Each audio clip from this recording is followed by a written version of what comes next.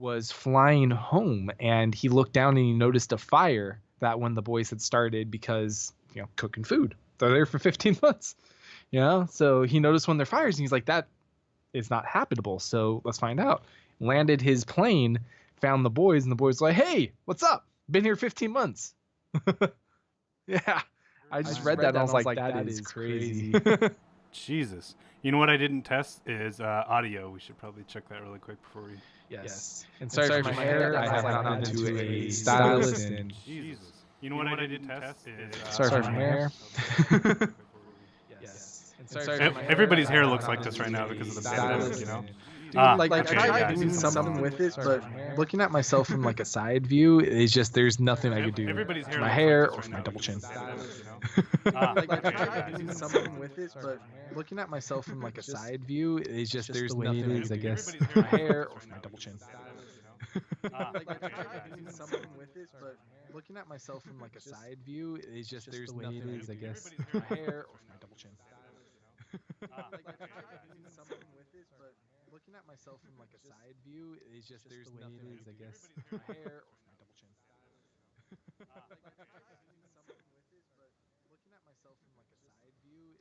Here in the stream? Okay.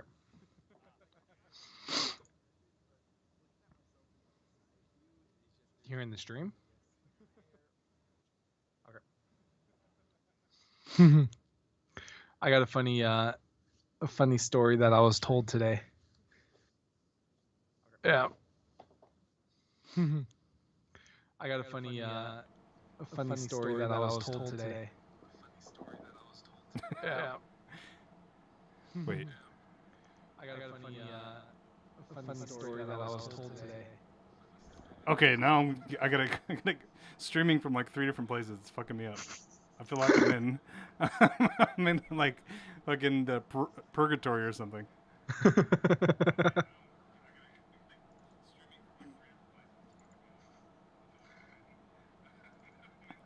Okay, I think I got it now. I just need you to speak one more time to make sure you're not doubled up. All right, speaking one more time. Yes. Perfect. Let's see.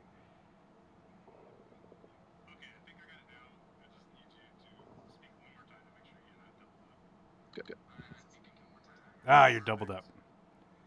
So, do I just use this? Didn't you have this fixed last time? I'm sorry, yeah. And then I went and fucked with it. That's the problem. There we go, let's see this. Okay, hang on.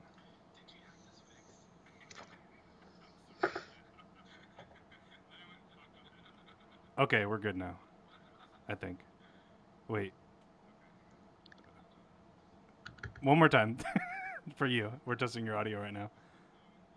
No, you gotta say something. Oh, sorry. I'm like, all right, one more time for me. Let's go.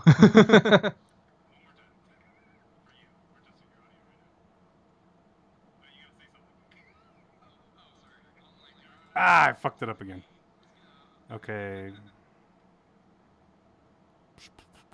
So you're coming through in this one. My hair is so messed up. Okay. So that's the problem is there's like multiple lines coming through and getting an echo. So go ahead and say one more thing and let's finish this shit. Let's get over this bit. All right. How are we sounding?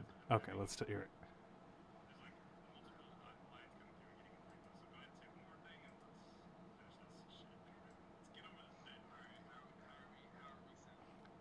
We got it now. We're good.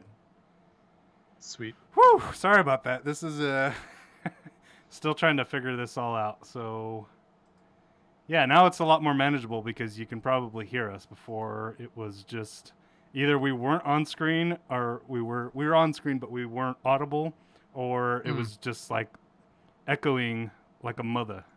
So ouch, that's not good. Yeah, and I'm a sound guy, so I should know this shit. But it's just a little different because we're streaming on like 4 different platforms, and each one of those has their own jam that's going on. And let me bring this one down just a smidge.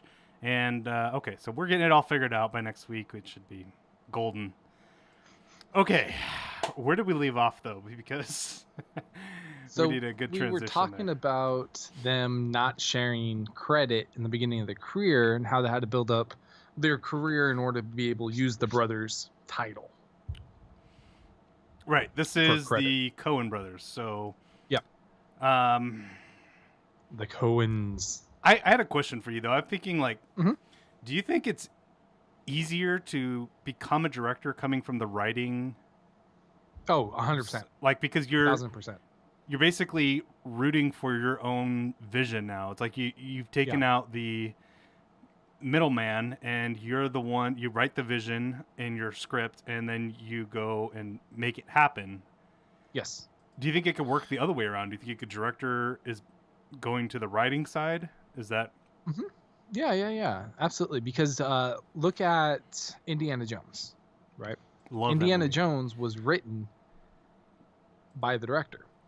Same with E.T. Same with Star Wars. Yeah. You know, it's all the classic films that we know now were written by the director.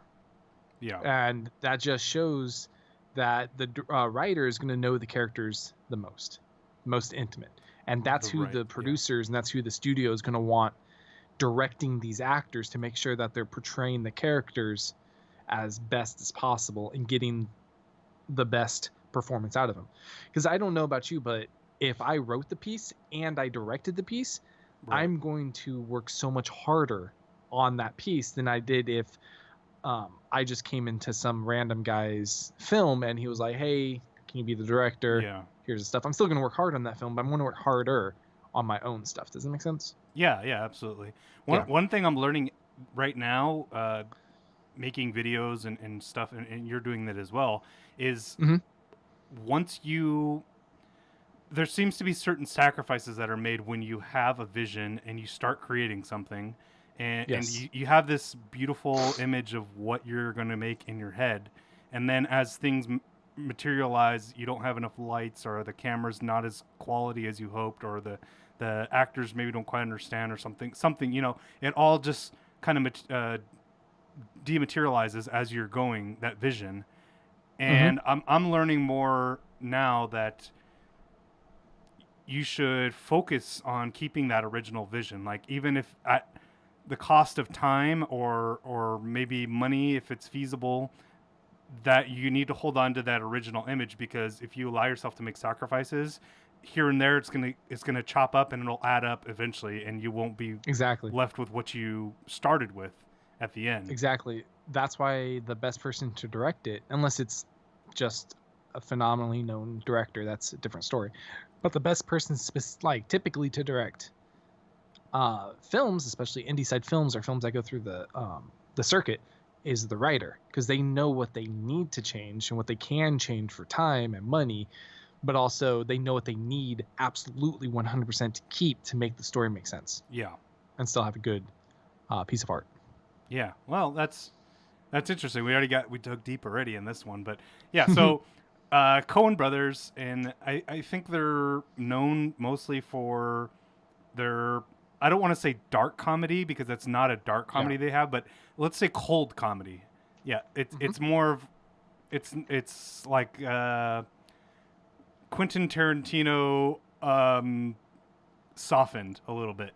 There's a lot of gore and violence, but it's almost satirical. And I'm researching this today. I started researching it, let's say, as I do with most weeks. I started doing something, and then I realized they just had a movie that got released on Netflix, and so I was like, okay, I'm just gonna get into the Coen vibe a little bit here by watching, just 5 minutes, 10 minutes, and then I'm gonna keep studying.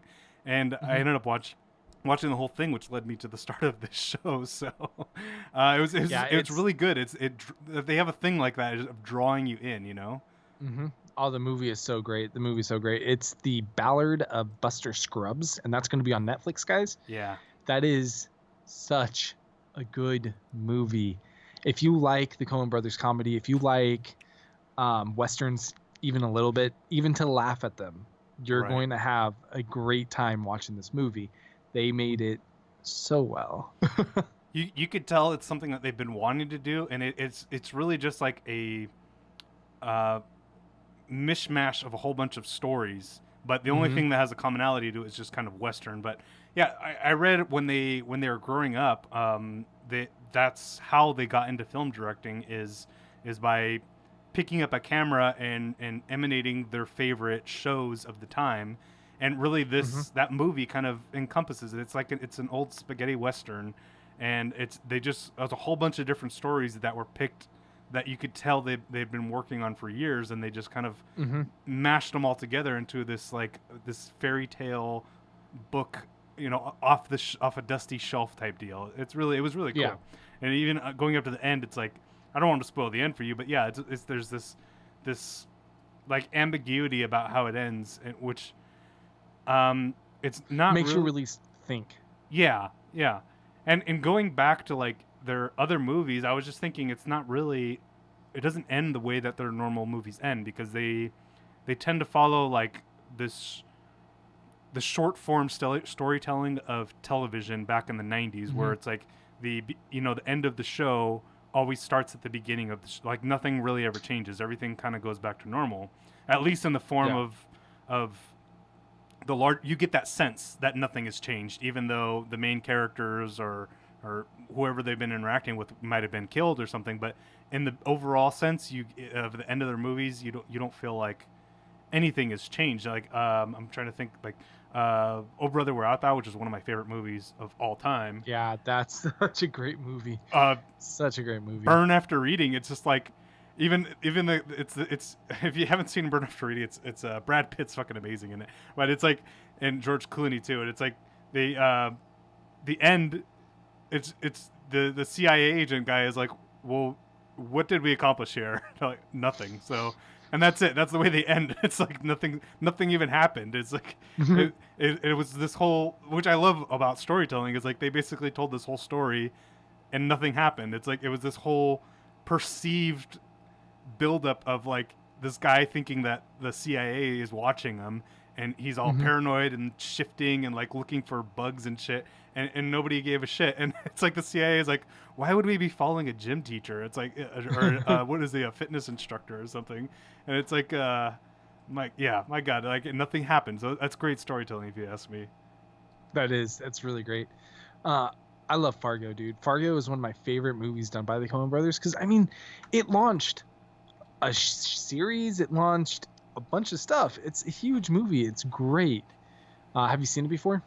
We'll get in 1996. It's been a while, but Yeah, I it's know been a minute. there was an adaptation of a TV show from it, which Mhm. is insanely popular now. But yeah, that wasn't that with Yes. John Goodman. Was he in that one? No, that Uh, was Big Lebowski, another great movie. mhm. Yes, another great movie. I mean, Another we're great talking, movie. we're tiptoeing into icons now. We're not quite up to like Scorsese level yet, or insert a famous porn director here. I'm not sure, but we're not at the icon level status yet. But right now, Steve this is Buscemi is in it. nitty gritty good storytelling is what we're Mhm. kind of Nitty dealing with, gritty is what good this comes under. storytelling. Does that make? These, yeah. So, if you guys enjoy film school films, right? If you enjoy films from people who went to school specifically to learn the art of storytelling and filmmaking, and they're bringing that to the screen, and they're really pulling out every step they can to keep you interested, then you're really going to like the Coen Brother films, because Absolutely. they are a NYU film graduate through and through. Oh yeah, yeah. Let's just well, I mean, how do we start this? There's just so many good films. I can sit here and talk about all the movies. I mean, let's I start at can the talk about beginning. Coen Brothers films all day. Joe Cohen, and Ethan Cohen. They're not twins. I thought they were twins for some reason. I'm not sure why. Born in 54, 57. They are collectively referred to as the Coen Brothers, and I mean, goodness, their films span so many different genres and styles, and that's Mhm. really cemented their careers and made them what I'm calling icon level status in the Oh film yeah. industry. Just a couple of titles that they have done. This is actually timeline Hell status. Caesar. If you guys haven't seen that, holy shit. Amazing movie, yeah. And okay, Miller's Crossing, Barton Fink, Fargo, which inspired the Fargo TV show, which most younger people may know about now. The Big Lebowski, Icon movie, Oh Brother Where Art Thou, No Country for Old Men, Burn After Reading, Serious Man, True Grit, amazing movie, and then The Ballad of Buster Scruggs, which just was released on Netflix. You can watch it right now, actually, if you'd like it. I just watched it before the show. It's an awesome movie. Yeah, I watched Hail Caesar 2 days ago when I was getting ready for this episode, and it's great. And that one's also on Netflix, so you guys can watch that for free. I'm gonna rewatch that. Yeah, I think they use George Clooney a lot in a lot of his movies, but I think he fits their comedy style perfect. Like he's able to portray that. Like he was in, what is it, Suburbicon, where he's like riding this fucking tricycle down the street. It's just so it's hilarious when you picture the image after he just threw a body in the back of a car or something like that. It's pretty great. Yeah, A Bridge of Spies, one of my all-time favorite like CIA spy type of movies. They made it. Didn't know that until I started looking into them, actually, but it is such a great movie. Yeah, and they actually have a lot of, like, well, you were saying they were trading off titles when they were making movies, and then they also had done films that they weren't credited on, but they wrote or backwards directed or somehow, you know. They wrote a bunch of films that they didn't have any more like involvement in after they sold the rights for the film to get made, which I thought is really cool. You don't see a lot of directors do that.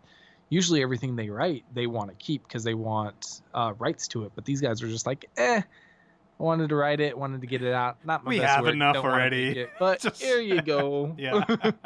We're good. We have enough titles already. Let's see. They direct and produce their own films jointly, although until The Lady Killers in 2004, Joel received sole credit for directing and Ethan for producing. So that was kind of before when they were just tiptoeing, I guess. And I guess they both one wanted to be a producer. Would be listed for writers before that. They often, right here is what you're saying there, they often alternate top billing for their screenplays while sharing editing credits. They have the alias that they work under, which is Roderick Janes. Yep. Interesting name. It's like two first names. It's like one picked one and then the other, and they just smashed it together and created this fictional character. They have a crazy amount, 13 Academy Awards nominated, and together individually for each one. Best Original Screenplay, Best Picture, Best Director, Best Adapted Screenplay for No Country for Old Men. And you got to help me with that one. It's my name in Italian. Pomdor. I'm not sure what it is. It's something I should probably know how to pronounce working with the film industry, but it's as we know, it's a prestigious award for film that going up. I just can't pronounce the name correctly. Where was that at? It is. You can actually. I'm just reading off of their wiki page right now, but I know that's not a legitimate link, but whatever. That's where we're at, people. This is 2020. Deal with it. Yeah. Yeah, no, they've won so many awards. So many awards. Holy crap, dude. I know. I'm just looking here like, okay, they have, if you actually look on their pages, they have an actual like timetable of all the awards they've been nominated for. So let's just look. Academy Awards, 48 nominations. Are you fucking kidding me? 48. That's a lot. Golden Globes, 21 nominations. Jesus, dude. BAFTA Awards, 46. I would love to get nominated for one. Yeah, really. Or even just talked about to be nominated. That'd be cool. Okay, it was John Goodman that was in the Big Lebowski, right? I haven't seen that in a long time. I'm going to have to go back and... Yeah. Yes, it was. Burn After Reading, True Grit. There's just... Okay, Hail Caesar. That was an awesome... Again, it's the Hail Caesar is kind of like one of these ones where like nothing happens. Like we watched this whole movie that's so much excitement and all these, that's a big star actor. And then at the end, we just end where we started. It's just like the world goes on. All right, get to work. All the communists die and he just goes back to the... But I think they did a good job in portraying like what kind of like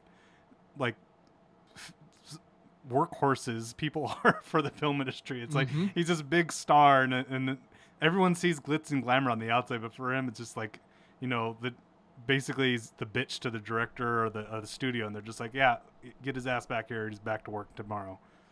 Mm-hmm. That's how it really is, because everybody sees that all the glitz and glimmer, like you said, right? Like, oh, cool, you get to go and hang out with the movie stars while they're doing their thing, and you made this film, and you get to go to the premiere and all this stuff, and it's just like, yeah, but you don't see the 30 days of 18-hour work days. Yeah. 5 days a week, all the hard work that we all put in behind the scenes to be able to say that we worked on this film. You just see the end result when there's a lot of work going into it. Right. Don't get me wrong, the work is fun and it's out. nice, but it's still work. Yeah. There was this documentary on Netflix about Lady Gaga, and it shows like being a super.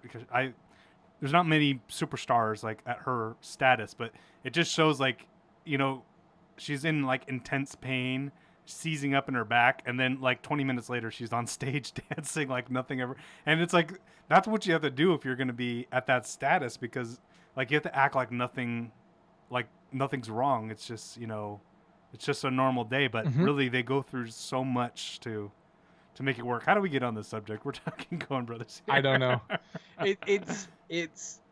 We're just talking about their work ethic. They work so much and so hard making films, and I don't know how the hell we got on that topic actually. But they do work hard. They work very, very hard. That's apparent in all their films that they release being such great scores. Yeah. With Metacritic and awards and all that good stuff. Oh Brother, Where Art Thou? Mm-hmm. Man, I fucking love that movie. It's it's 2000, a great movie. so it's 20 years old now. My gosh. That's a great movie. I remember watching it when it came out. The even that song that the George Clooney sings when they're in the, they're pretending they're black. Yes. Oh, I love that song.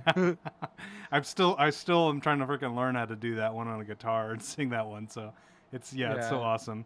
That's such a good song. Which just goes to show how their storytelling has cemented all this into history, really. Jeff Bridges, they use Jeff Bridges in quite a lot of things, huh? Mm-hmm. They use Jeff Bridges a lot. Jeff Bridges, George Clooney. Mm-hmm. The Clooney Master is one of their favorites. When we get into like Scorsese, it's like he uses Leonardo DiCaprio every time, and it's like once they find a good actor they like to work with that can portray their vision, they kind of just stick with them. But then like John Goodman. Kind of like John Goodman. Kind of, I don't know if it stifles you creativity or it puts you in a rut, because then you're kind of limiting yourself. But I mean, not really, because then you can look at and find the type of actor. Let's say you found a main actor, right? Then you can see where their limits are, and you can make the character perfect for them to where they're going to give out just an amazing performance every time that they act for you, because you built their character specifically around them. I think it's smart. I think it's very smart. And all the best directors have that. Was it... what do you think they were trying to talk about in Burn After Reading with the dildo contraption? Do you remember seeing that it was like a bicycle you could pedal, but it's still right? Yes. It's like more of a symbolic message of like the lonely housewife. She's like waiting for to cheat, or just was waiting for some kind of stimulation. It's almost like we're putting a picture of like what is symbolic of like a housewife that's craving attention. And it's like they just put it in a more forward physical metaphor. But I was like, no, well, I think it's been so long since I've watched Burn After Reading. It's been years. So funny though. It's been years. Holy crap. I think I watched that. Oh, man. Iraq, maybe? Or Afghanistan? Oh, wow.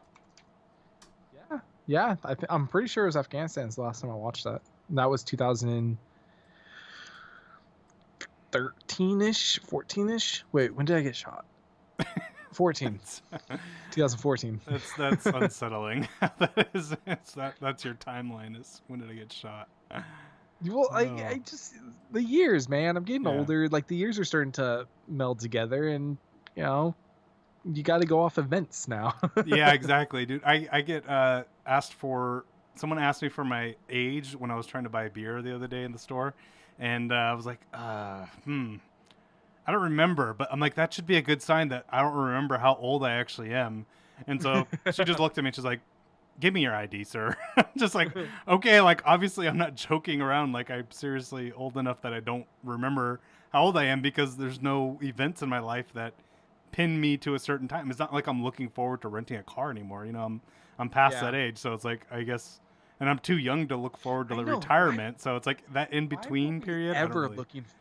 Why were kids ever looking forward to renting cars? That makes no sense to me. It's so much responsibility. I don't want the responsibility of having to rent a car because I'm scared. I get like knots in my stomach having to rent a car now because I'm like if a freaking butterfly lands on the antenna, it's gonna come out of my pocket. Yeah. No, I don't like the whole having to have that car under my charge. Yeah. So I don't rent cars. I will take a taxi everywhere. Are you those Ubers? You're gonna Uber everything? Uber. Yeah. I'm not East Coasters. I'm not a car rental guy. I have the app on my phone, but I don't use it because it's like, well, I live out in the country anyways. There's like fucking horse-drawn carriages and shit in my backyard. If you want a taxi, that's what shows up.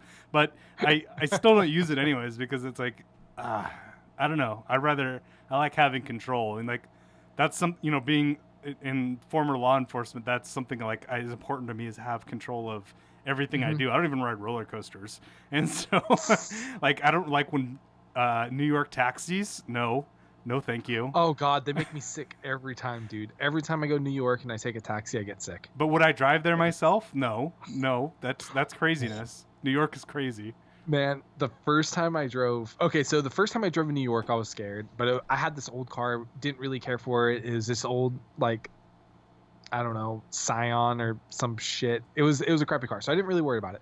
But then I bought my new car, and see, that's where me getting all scared comes out because holy crap, when I went to New York next, I was so scared, like holding onto the car like just trying not to crash. That place is crazy. I want nothing to do with New York driving. God, some of them are just so terrible, dude.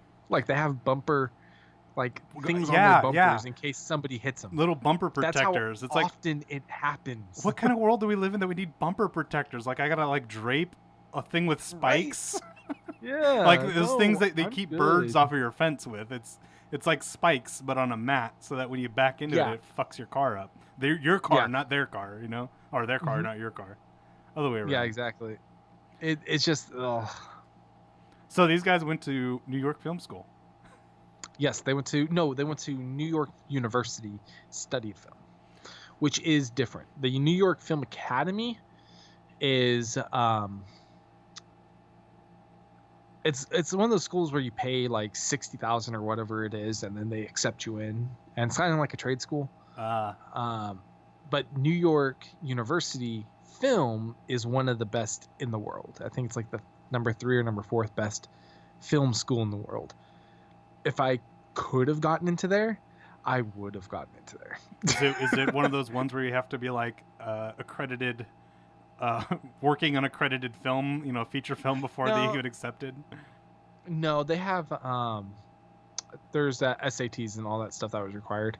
And it's been so long since I've been in high school, I would have had to retake them, and I didn't want to study for them. Yeah. Hashtag lazy. Yeah, really. That's why you talk for a living now. Yeah. Yeah, that's fun. Well, yeah. I completely forgot what I was going to say, but just so you know, this episode is sponsored by FNXFit.com. You can check out the coupon code up at the top right there, uncovered at fnxfit.com, will get you 15% off of anything you order, which is very nice.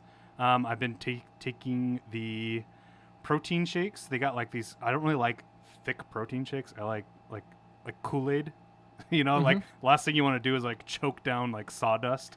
So I like mine like Kool-Aid. Relaxing protein shake. Yeah, so I take that, and then there's not really gyms or anything open right now, but I'm doing push-ups, so that's something.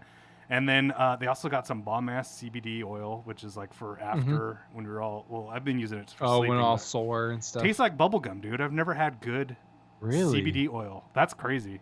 I've never had good CBD oil. Most of it always just tastes like rubbing alcohol, or baby vomit, like straight into your mouth. It's like, doesn't it? It's like a grassy, like pukish. Yeah, CBD oil is not. Okay. I take it back. There's some CBD oils and some CBD gummies and some CBD anything that is just awful. Yeah. And that's because they don't know how or what the hell they are doing. They just put CBD inside any good old recipe and they're like, all right, there you go, world. Yeah, that's not the case, guys. No. Yeah, so this one tastes like bubblegum. It's pretty good. Sweet. Yeah, so what else we got from the Raising Arizona. I forgot to mention that movie too, because that was one of the ones Go ahead. I was gonna say they pushed out so many good movies. It's not really a choice of what good movies there are left to talk about. It's which ones impacted us the most. Like for instance, No Country for Old Men was huge when I was growing up. It came out in 2007, which was a couple years before I got out of high school, and it was all the rage over everybody. Everybody talked about it. Everybody referenced it in memes or in Halloween costume parties, all kinds of stuff. No Country for Old Men was a huge movie. And Oh Brother Where Art Thou just came out a couple years earlier, and going off Love that movie. Love that movie, yes. But once I found out it was the same directors as Oh Brother Where Art Thou, I had to go see No Country for Old Men. It wasn't a question, and I'm so glad I did. Such a True great Grit. movie. I love True Grit. It's like it's just it's like a wordsmith right True here, Grit's guys. amazing, I'm a wordsmith. True Grit has Matt Damon. Oh yeah, that's right. Gotta love some Matt Damon. I was thinking the 007. Isn't he in there too? He Yes. starts with a B and a J. There's something in there. Josh Brolin. I knew it was there. Something like that. Yeah. That's it. Yeah. One of my favorite movies as a kid, and I never understood why I even liked this movie. Bad Santa. Holy crap. Yeah. Bad Santa was the shit. I hated it the first time I watched it too. Couldn't stand it. And then I watched it again a few months later. Loved it. Hold on, before I speak out of turn here, let me IMDb something. What? Oh God, now I can't remember his name. Oh yeah. Don't you hate that? Yeah, it's. Dude, so while I was writing my notes for this, I knew who we were talking about. I had their movies in front of me, and it still took me almost an hour to remember their names. That's great, man. I had them in front of me, like literally the names right there on the screen in front of me, and I just sat there on my phone like, what are their names? Shit. Like an hour. Was like Wachowski sisters, Wachowski brothers, Coen Brothers. Okay, we're good. I know it now. Okay, I thought I had I can't confirm it, but he's in Bad News Bears. Yeah, I have a friend who's in Bad News Bears, but I thought he was in Bad Santa as well. But it looks like he was just in a Rob Zombie movie too, 3 from Hell, that just came out. That's awesome. Okay, so let's go back to this here. Naked Man. Dude, we've dealt with their cinematographer that we've talked about them before from 1917. Was getting a lot of acclimates now. Roger Deakins, and they work with him. Have been working with him since the Lebowski, the Big Lebowski movie. It looks the Big Lebowski. Yeah, I'm back reading here, but yeah, Big Lebowski. Roger Deakins, and then they have been working with him since then. So that's like, almost 25 years. Barton Fink. Yeah. So, Nice. and now they have that explains a lot. Yeah. That's where those good visuals. But one of them went to Princeton. Yeah, here we go, and has an undergrad in philosophy. So I think there's probably a lot more symbolic gestures in the movies than I probably found out. But the probably the one that we just watched, what was it? Buster Scruggs.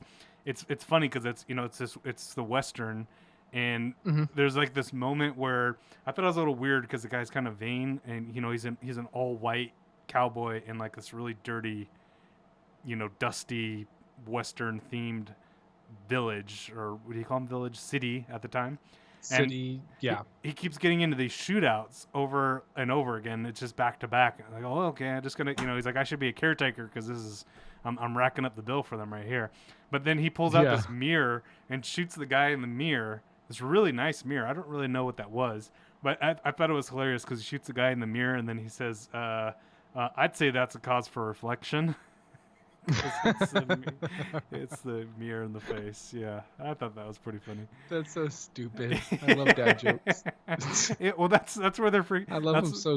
I love them so much. They're so stupid. They're cold comedy. So stupid. That's what I would call. It's not dark. It's cold comedy, but it's pretty hilarious. Yeah. It's so stupid. Yeah, it's usually they use more like situational comedy, and put their characters in a weird environment that is funny, like Brad Pitt hiding in the closet of a person that the guy thinks is cheating on his wife, and then he has to end up shooting George Clooney, I think it was, in Burn After Reading. But yeah, that's what it is. Is there situational comedy? But it's good writing. I love it. Yeah, it's good writing. It's dad jokes all the way. I gotta give them that. They're creative and just good writing, dude. Good writing.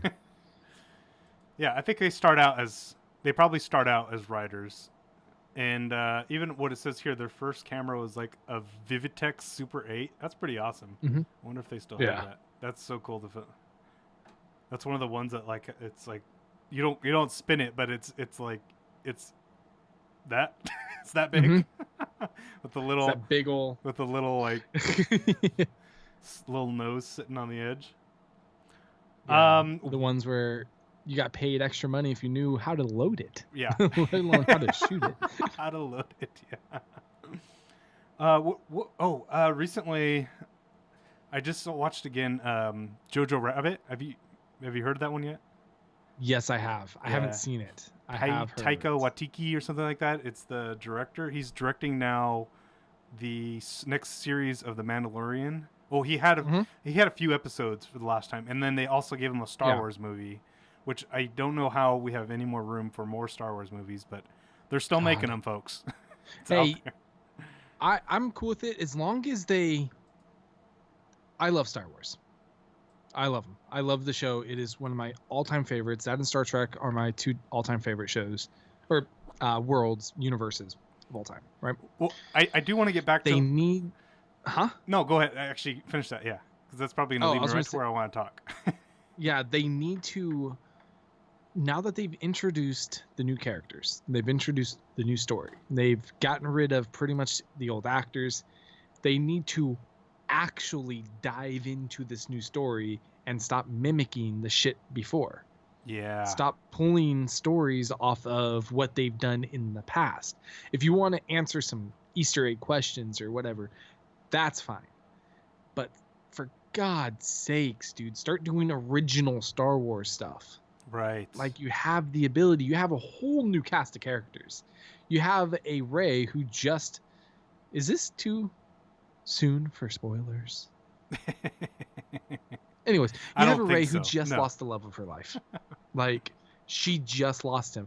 And she is dividing herself between light side and dark side by going the gray path anyways. Dive into that. Show us the gray path. Show us in film format the stuff that we want to see.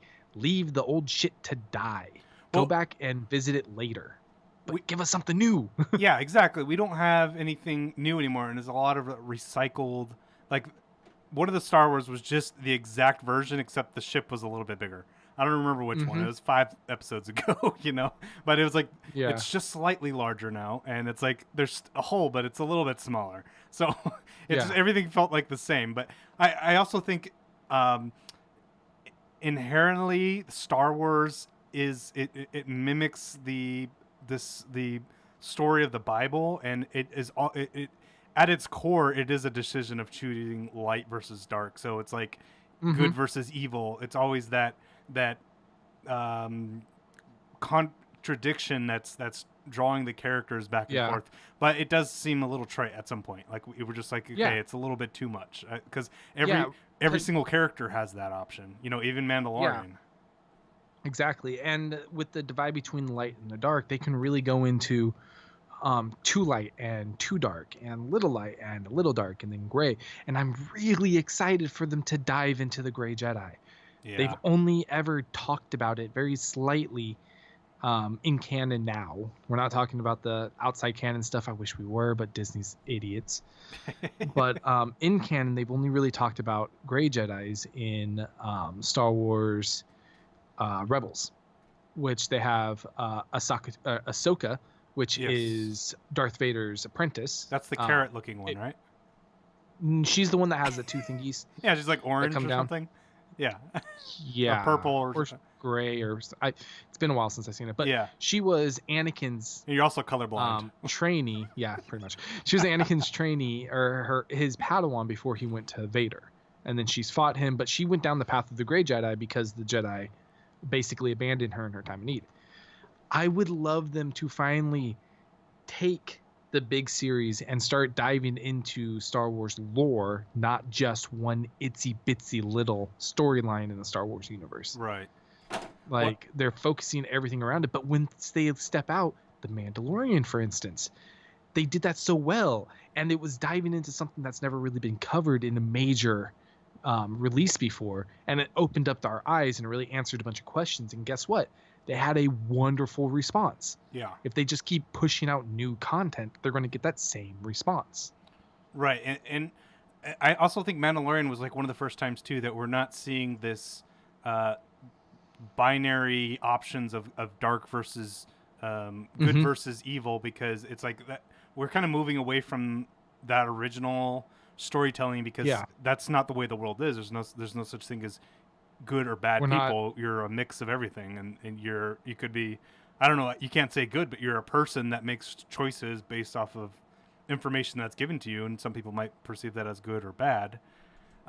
Which also brings me to 2 different places that I can go right now, because I still want to talk about Mandalorian, but Jojo Rabbit too, and it's like it's a World War II film that like I do want to do like a deep dive into this one someday, but I'm not saying that I wanted to be a Nazi watching the movie, but they definitely encompass that perspective. Because that's what the movie's about. It's about like this little boy who's like living under German Nazi-occupied German territory, and he's in their like version of Boy Scouts, the Nazi Boy Scouts. Oh, the Nazi Youth Club or whatever they're called. Yeah, and they kind of tell his perspective of the story, but and so it's going to be interesting to see that.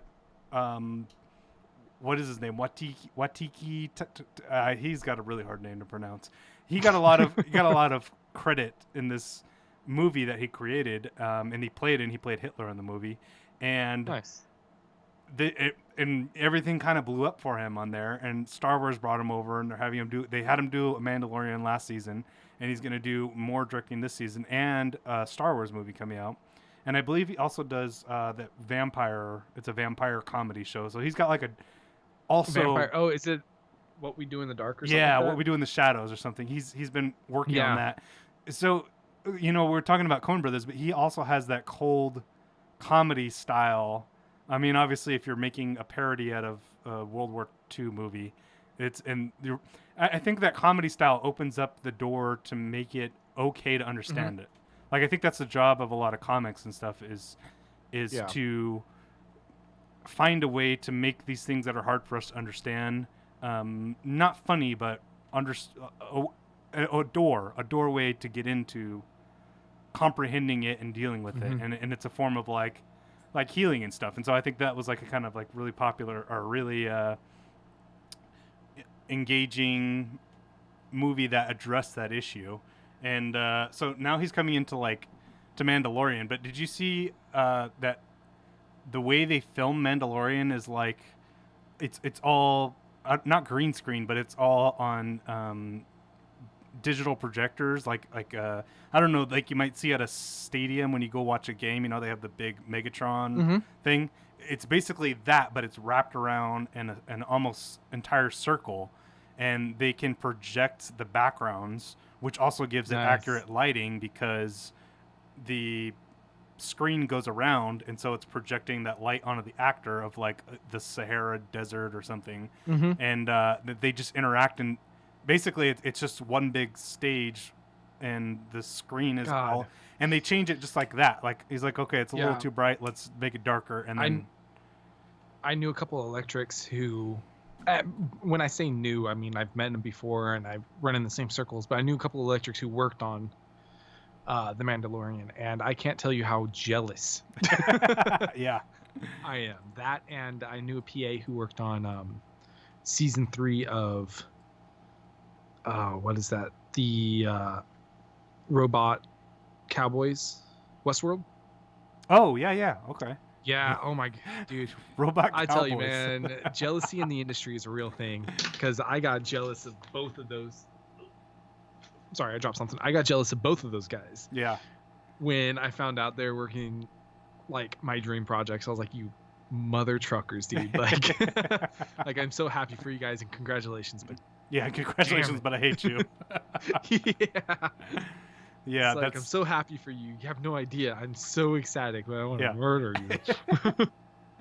That's so cool how they do that, though. I mean, but as working with lights in the industry, does that encompass your job if you're working on a Mandalorian set that's essentially projection screens, or does that make you an engineer now? That's all electrics, dude, because how does the projection screen get power? Oh, the grips are setting it up, but where's the projectors? Where's the power for that? Are you going to give any key lights? Is there going to be any backlights to the people? Are we going to add in a special filler here or there? Are we going to lighten stuff up? Are we going to darken it up? Like, do we need to add certain things in? Do we need to take it away? Do they need power for, a very specific thing? That's all covered under the electrics position. It's not just setting up the lights. It's everything. Yeah. You can't make a film if you lose any department whatsoever, electrics included, especially electrics. Yeah, I guess, yeah. And then, you have like a screen goes out. Yeah, someone's got to tear it down and put a new one in, plug it all in, and make sure everything works. But it's really dynamic what they're doing now. All the screens and all the stuff, and then you have the electrics who light everything, make sure they look good for the camera, because it just doesn't come naturally or instantly. It's hard work. Yeah. And I thought it was pretty cool the way they have like this. So it interfaces, the background interfaces with the camera to give that perspective. So if they like are rotating around their subject, the background will also move in such a way around them, which I would think would be pretty disorienting if I was standing inside of it, because the whole world's moving around you as they're moving this camera. But it's also like going back to like Lion King when they were making it that way. It was not actual cameras. They had like the glide cams and stabilizers and everything, but it was just sensors on top. And now it's kind of this dynamic collaboration between cameras and sensors that's working to project the set. It's crazy, because with the technology that we have nowadays, we can literally make anywhere out of anywhere. And let me explain. Like, if you want to shoot the next space movie that's happening on Mars, you can make Mars out of the desert. Especially if you have technology like that, you can make it even more accurate and actually put the hills like they are in Mars. Amen. NASA did it in 67. Somewhere close. We still haven't been to the moon yet. Don't even get me started on everything that's wrong with that conspiracy theory. That is some bullshit. No. How did the flag wave in the wind? There's no wind in space. It's all right. It's all right. It's okay. Don't even get me started. The technology to do what they did wasn't even available for another like 10 or 20 years. That's what Let they alone tell being us. able to push. Oh, Lord. Just be glad Buzz Aldrin isn't here. He'll punch you in the face. No, you guys are all American heroes. I love you, but we did it. But I just like going down the rabbit hole once in a while. It's fun to go down conspiracy alley. Oh God! And you just gotta hold on to your wallet. That's the problem, is you don't get mugged. Stop. Like, I love going down conspiracy alley. I love talking about all this stuff that is not real, right? But you find the people who are so convinced that it's real that they are just batshit crazy. Dude, I've been in the quarantine. I've become so bored watching the shock news of, like, the death. They have a death toll counter on CNN that just stays there 24 hours a day, and it's like it's a little much. At some point, you need to kind of like break. So I'm gonna say it. Out of a moment of desperation and boredom, I went to InfoWars, and I've been watching Alex Jones. Oh, just for fun. I think it's important to be balanced and have both sides of the story. Like, you should get the sane side and then the crazy side to see what they're talking about. You need to know your enemy, right? Oh. So it's great watching them, though, because in 10 minutes, like, sometimes we just watch it for fun now, just to like have a laugh. It's comedic, because you can watch it for 2 minutes, and in that 2 minutes he's gonna throw up like 10 conspiracies, and they're all three of them he made up on the top of his head. Exactly. They're all made up on the top of his head, and it's like Hillary Clinton is poisoning black people in urban cities, and Bill Gates is a real thug. He literally called Bill Gates a thug, the hardest gangster, and it's like, well, he also said frogs were coming after us, so yeah. What was the most? That's kind of who we're talking about here. Well, he recently made the news because it was that COVID-19 is being spread through the 5G wireless towers that they've set up to initiate this year, to bring out 5G internet. And so people in London started ripping down the cell towers, which just made things worse, because then you lose cell coverage. So why would you do that? That has nothing to do with... Exactly. Yeah, so I lost a lot of hope for humanity. And just that statement. Yes. Yeah. So yeah. COVID-19 is coming from cell phone towers. That's what they say. 5G. Yeah. You wanted your cell phone coverage. You wanted fast internet. This is what you get, motherfuckers. We've gone too far in technology to the point where viruses are being made by cell phones. God, that's how the zombie apocalypse starts. Cell phones. How did it start, Papa? Well, we got greedy with our cell phone coverage. Wanted it faster and stronger. Yeah. The zombies happened. The zombies. And then there was the great shortage of toilet paper of 2020. Oh, God. Dude, I love how this year has gone. January was Civil War. Or no, World War III. February was Civil War. March and April were COVID-19. May is now Deadly Hornets. Yeah, the murder hornets. Come on, 2020. Like, what you got next? Can we get a restart? Is there a button to... Just this thing ain't working, guys. It's installed 2020 has a virus. And then now we're going back to 1920, which is the fall of the economy, and basically restarting all that over again. Yeah, I meant the dancing of the 20s, not the finance being broke and having to stand in potato lines. I knew that's what you meant. I'm sorry, that was an Irish joke. Hey, guy. Well, as we all know, Irishmen sleep with potatoes under their pillows, and Italians have garlic up their butts. I think it's just tradition. Well, one of my favorite dishes is a potato curry. So, I I had potatoes for dinner. So. You're not wrong. Made by an Irish man.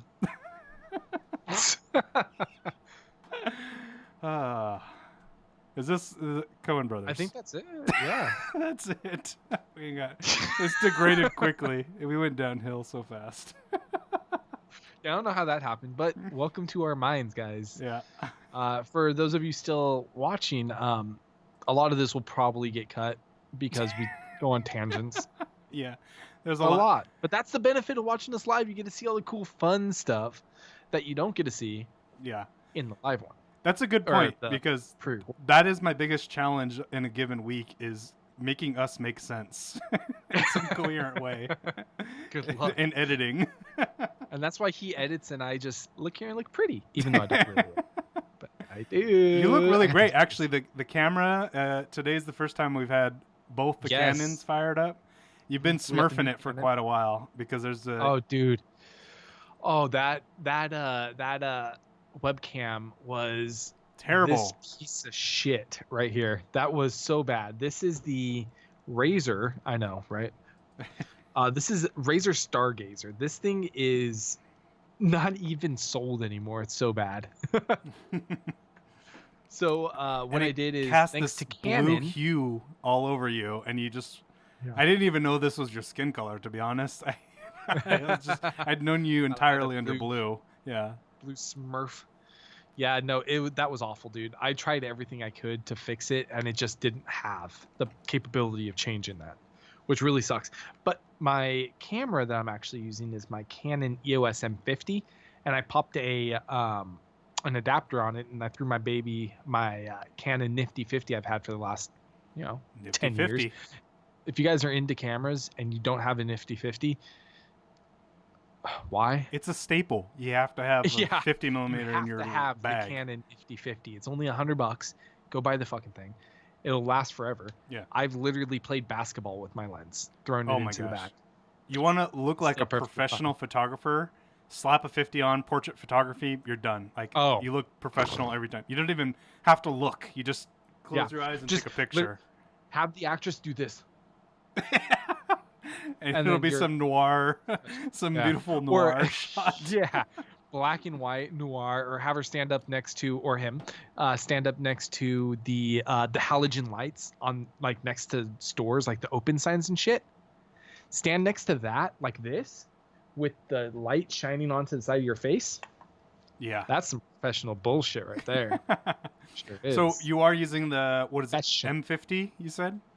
Yeah, Canon EOS M50, and I'm doing that because if you add the adapter on, it becomes a full frame camera, which for I think $400 is the camera, and then an extra $70 for the adapter. For $470, I have a full frame 4K camera. Oh, that's my next question. Yeah, it's beautiful. Absolutely so you get beautiful. 24 4K on that? 24 frames 4K? Mm-hmm. And it's full frame with the speed ring on it. Yep. That's interesting. Because I'm using a Canon EOS R with a 50 millimeter and milliliter. Shut up. Got 50 milliliters water, huh?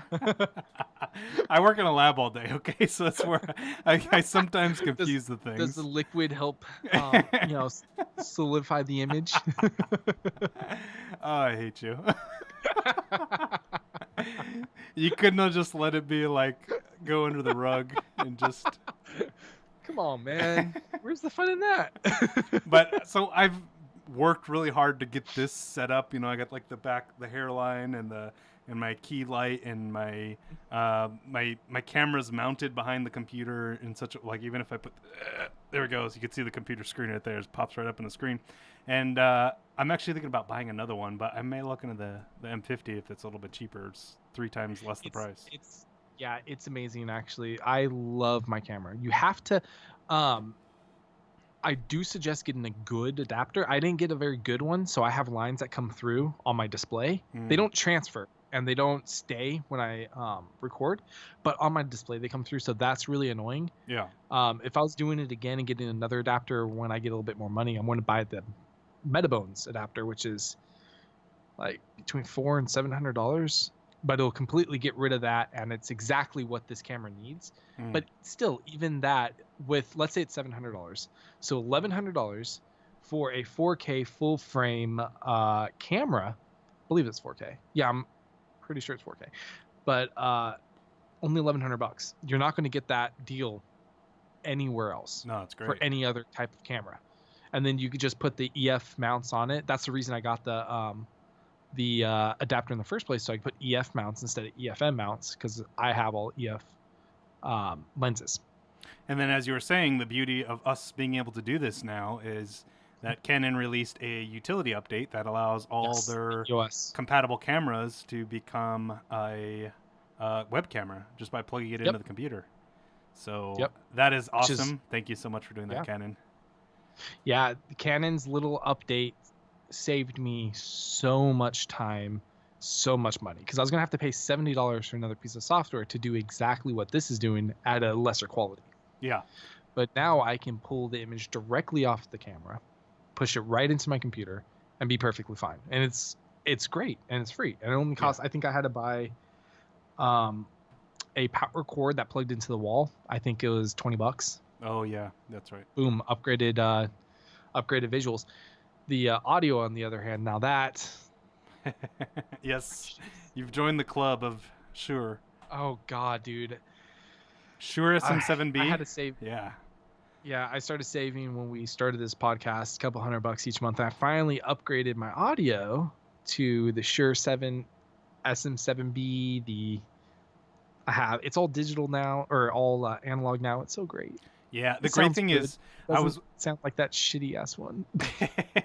It's definitely an upgrade. There's a lot less work I have to do now in editing. But one of the great things is I was looking on video YouTube, and they compared a brand new Shure SM7B with a Shure SM7B made in 1967, and it almost sounded the same. It looks very much the same.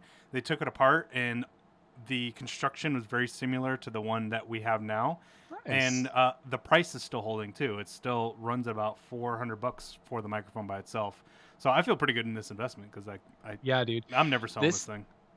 This whole investment is amazing. The only thing I'm going to add to this investment is a mixing board. That's it. Yeah, for me, I want to get a video. What did I call it? ATEM, a video mixer. Mm-hmm. So then I can add maybe like an overhead shot of the desk. So then I can go full Alex Jones style, InfoWars. Yeah. Everything's wiki pages anyways. And I feel like shit because we use a wiki today, but it was really helpful. Yeah, dude, I can't wait till I'm moving in a couple months, and we're going to be moving to a bigger place. And I'm really hoping that that's going to allow me to have a lot more room in the office area. Yeah. Because then I get the camera in front of me, like you have a nice background. Because right now I have it at the side, and it's so awkward. Like I have 2 coming on 3, 4 chins here. That's just the pandemic. See it in all its glory. It's claiming more than lives in the virus aspect. It's causing heart disease as well. Fat my neck is. It's so unfortunate. Yeah, I can't wait till the gyms open up. That's gonna be my first place I go. I've been walking in a restaurant, but it's not enough, man. The gym and a restaurant. I know that's fat. I'm sorry. But I miss going to restaurants. Dude, I loved having a Jamba Juice at my 24-hour fitness growing up. I thought that was the best part. As soon as I get my workout on, I come out and have this unhealthy sugar-filled piece of crap. That was so great. I loved it. Yeah, freaking loved it. Well, my all gym, the progress I just made. My gym, it's so fucking weird. I lift heavy, and I go to the Olympia show, the bodybuilding contest every year and stuff. I've been following them for several years now, and the gym I go to, I hate it so fucking much, but it's so cheap though. But on Fridays they serve pizza, free pizza for showing up, and they want to make sure their community's staying. They have return customers. And then they have this thing called like a glunk alarm. So if you grunt while you're lifting weights, this loud ass alarm goes off, and like they'll be like, "I'm sorry, can you not grunt? You're disrupting our guests," because it's like makes them feel uncomfortable that you're actually lifting weights. You know, it's like, what? I can't fucking lift weights here. This is crazy. That's stupid. And the highest weight they have there is like, I think it's like 65 pounds, as high as it goes. No, you can't add weights to it. It's 65 pounds fixed. Yeah. So. Oh no, dude. That's muscle growth only to a certain point, I guess.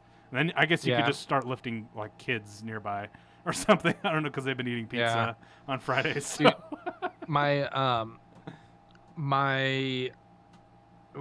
I don't know if they're actually going to make this public yet. So, okay, I'll say it like this. Someone I know is thinking about purchasing a gym, and they're looking into all the business aspects around it. Yeah. There's, I think, 2 of them that are looking at doing it. So I wish them all the luck on that. I hope they make a gym that people actually love to come and do and like be at. Yeah. Like, good community. Because I've been to too many of them where you just walk in and you're like, I should not be here. Totally. Yeah. It's either broken machines or people just sitting there texting or they serve pizza. Dude, oddly enough, the gym in Afghanistan when I was stationed there last time was the best gym I've ever been to in my life. Nicest Well, no, it was average. Like it was a nice looking gym. It was in a basement. It was pretty cool. Like I enjoyed being down there. This is a base gym, right? Like a military gym. Mm-hmm. And this gym had a wall of all running treadmills and stuff like that because everybody had to do their running stuff. And then right behind it was like the pulling down the pulley stuff. Oh yeah. And then in the back was the weights and stuff that you lifted. But what I really enjoyed is they had a whole room dedicated to boxing right next to the treadmills. Nice. So I would run like 4, 5, 6 miles, jump off, go train for a few hours, then go and do the boxing class, and then go to sleep, and then go wake up the next day. I worked out 5 times a day. Must be nice to be young. Oh God, dude, it was so nice to be young. I got tired hearing you say that. 6 years ago, so this is not any time recent. This is a very long time ago, 6 years ago. But yeah, I worked out 5 times a day, and I was 220 with under 5% body fat when I got shot. Jesus, you're a badass. You're still a badass, but that's pretty cool. I was a big dude, but that gym was the gym I felt most comfortable at and was like had the funnest at, because it was, I don't know, dude, it was the feeling when you walked in, like nobody was judging you. They all, like, if anybody came up to you, they either came up to ask a question or to let you know that you're doing something wrong. Like, yeah, that's it. Like, hey, that's good. You're looking out for you. You can do that, but you're gonna hurt yourself, or you can do it this way and be fine. You're like, oh well, dope. Thank you for telling me. You know? Yeah, I like to have my organs inside of my body. Thanks for telling me about that. Yes, exactly. It's nice. But that's like the most comfortable gym I've ever been to. I've been to gyms here in Stateside that you walk in and you have 9 freaking trainers eyeing you down like, oh, I wonder if I can get a thing from him. And it's just like, I just want to walk in here and do my thing. And if I want to take lessons, I'll come to you. Otherwise, here the gyms we have are disgusting. Yeah, that's the thing. It's like you can walk into them in a third world country. They're just like toilet papers and shit on the ground. It's just tiles needs to be cleaned. It's just that's the worst about going to a gym that's disgusting and like dilapidated. But yeah, that's pretty cool. Can't wait to get back to that. Now we're reminiscing about things that we missed in the pandemic. So I know. Okay. What we missed the pandemic. Yeah. Restaurants and working out. I live a balanced life, folks. But okay. I miss Disney, but I don't think I'm going to go to Disney opening up tomorrow. Is it really? It really is. As far as I know, it's opening up on the 11th of May. A whole bunch of new guidelines in order. It's just, that's a death trap, dude. Yeah, really. I'm sorry, but it really is. It really is. Like, bring hand sanitizer, have your mask, all that good stuff, but still, like. Yeah. For me, I get like anxiety now going around out in public, like being around other people. And it's not even like the COVID scare or anything. It's just like I'd been cooped up 2 or 3 weeks before the rest of the world did because of my school closed down. They made it like I'm studying microbiology and specializing in biology. So my career field is in demand conveniently right now. But they made the decision. Yeah, they had been studying it already since like January, and they made the decision to close the campus a lot sooner than everybody else did. So I was in isolation a lot longer, and now I'm going out in public. It's like being around people, I get anxiety just from not being away from people for so long, you know. But it's okay. Yeah, I'm looking forward to things get back to normal and not having to like do all of this on my computer at school on a camera and like actually see people and do like real like labs because I work in a lab, and so now I'm having to do it like remotely, which is really hard. It's really hard to grow cultures on a computer. Mm-hmm. It doesn't work. Yeah, I can imagine. I don't do anything like that, obviously. Now I talk for a living. But I can imagine that that's very difficult to do because, yeah, I'm not. Right. Yeah. I can imagine when you do that type of stuff, you want live subjects, not. Exactly. Is that weird to say? Subjects? Bacteria. I mean, it's bacteria. we don't need to personify them. The only thing, yeah, that's what I'm saying. Like, I don't know, like, what do you call it? Have you seen? Like I said, I'm not in that study. They're called like tardigrades, but they're water bears. You seen them? Like, yes, Google water bear. Yes. Yeah, they're like an 8-legged animal, but it's microscopic. They're so badass. They can live in space, no oxygen. They live at the bottom of the ocean where it's the highest pressure, and you can't kill them. You try to kill them, they just regenerate like a zombie and immediately start proliferating. So you want to hear something really cool? So the people that believe in Star Wars and say Star Wars is based off a true story, or there's something similar that happens, too real compared to Star Wars. They say that the bears, those little things that you were just talking about, is the human version of the midichlorians or midichlorians or whatever. Yeah.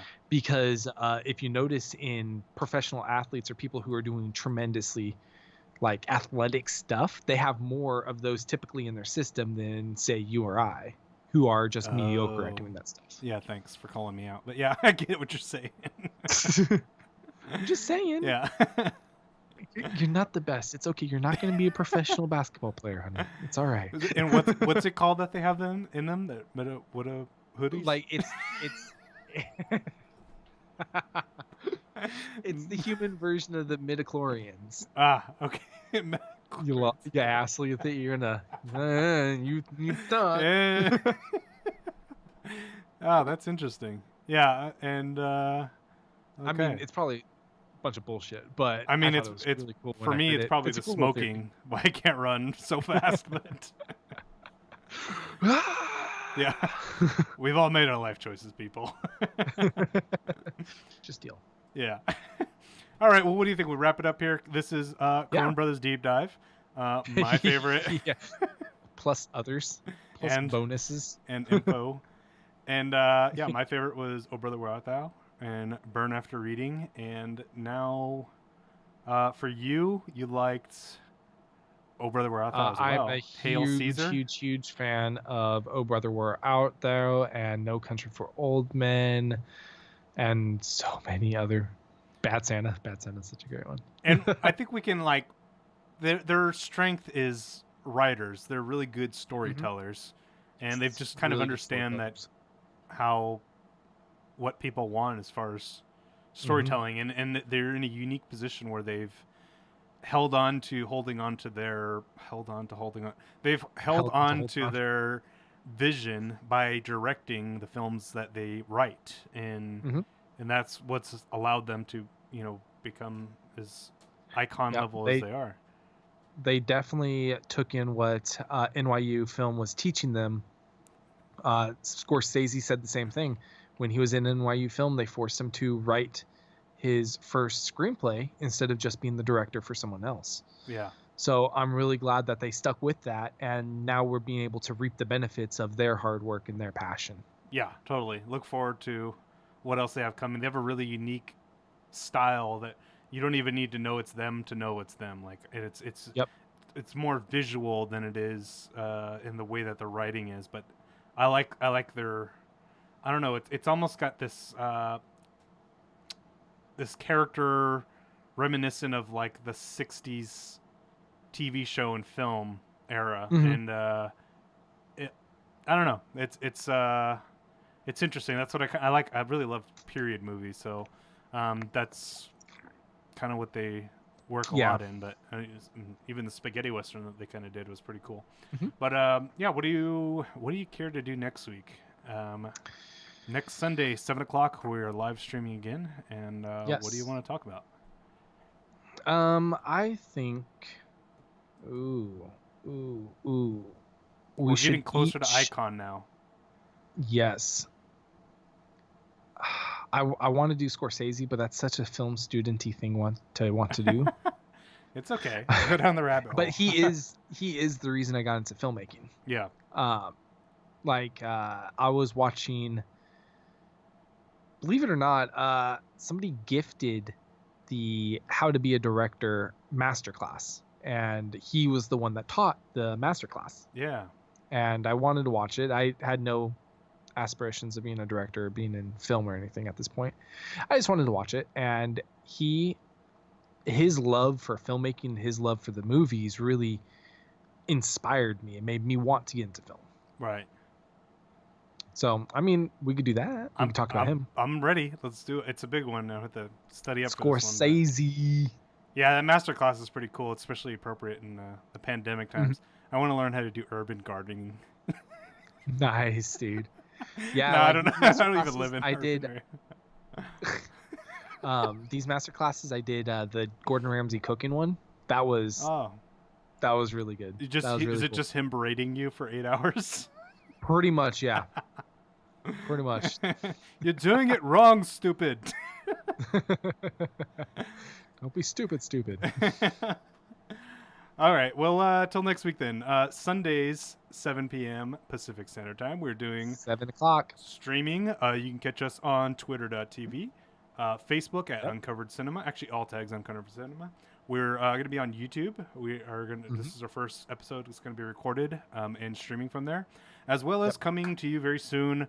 uncoveredcinema.com, which we're in the process of buttoning up all the little zippers, or that's two euphemisms there.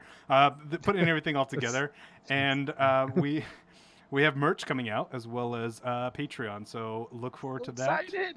Yeah, and I was actually a little bit excited, nervous about this episode because I've had so many. We had an ad campaign going out this whole day. And so many people have been like a good response, but my phone has been like lighting up all day from it. And so like coming into this, I was actually a little bit nervous, but I'm glad it went out pretty well. And it's like, and I can't see the statistics counters, so I hit it from my view. So I don't know if to like have stage fright. It's kind of nice going on a stage when you can't see anybody. Yeah, it's very, very fun. Even very if nobody's there. But yeah, anyways, thank you so much guys for listening. This has been this episode of Uncovered Cinema. We'll see you. Thank you next week. And if anybody saw my 7 p.m. PST or EST, I meant to say Pacific Standard Time. So just throw that out there. Yeah, that's something we'll need to make adjustments on, and then also I think timing too, because now I've never had to deal with the situation where I'm dealing with viewers in different time zones, you know. So so now we have to address. Well, we're just gonna have to say for the East Coast. 7 p.m. PST, 9 p.m. EST, or something like that. Yeah, that's not how that is. Or maybe like I'm thinking go a little bit earlier too, because then we can kind of hit maybe it might be too late for everybody on the East Coast. But something to talk about. Yeah, exactly.